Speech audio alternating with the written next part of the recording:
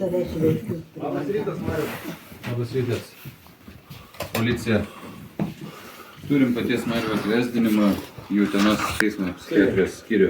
Ne pirmą kartą jau, žodžiu, važiuojam. Palaukit, aš nežinau, kas jūs tokie. Vakar turėt nuvykti į Uteną, nenuvyko, čia ne, mes jumis... Aš palauk, aš nežinau. Ponas Mariu, parodyčiau pažymėjimą, bet jūs netikite, ne? Čia yra klastoti ir taip toliau, ne? Nu tai man įrodykit. Diskutuokim, žiūrėkit. Ne, palauk, kodėl nediskutuokit? Aš jūsų nepažįstu, atvažiuoju, aš pas jumis į namus taip važinėsiu. Palauk, klausykis, uniforma nieko nesako.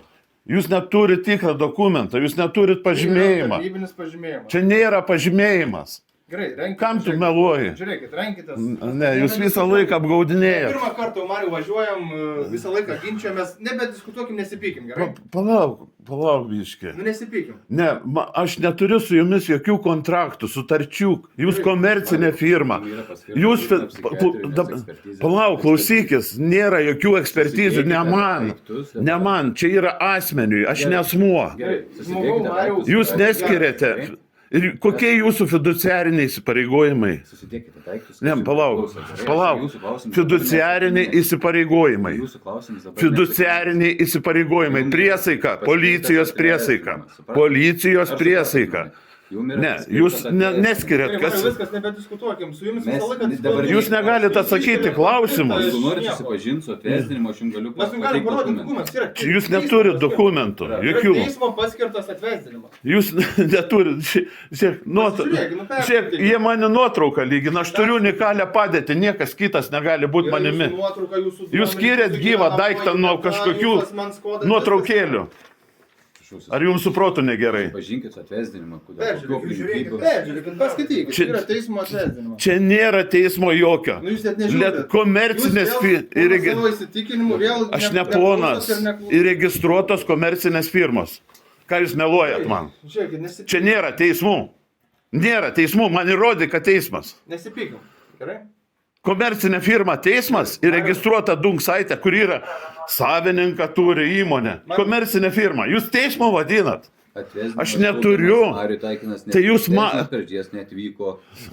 Dabar žiūrėkit. Ne man čia sako. Ne man. Nemeluokit. Dabar taip, teisės viršenybė. Palauk. Manęs paklausykit.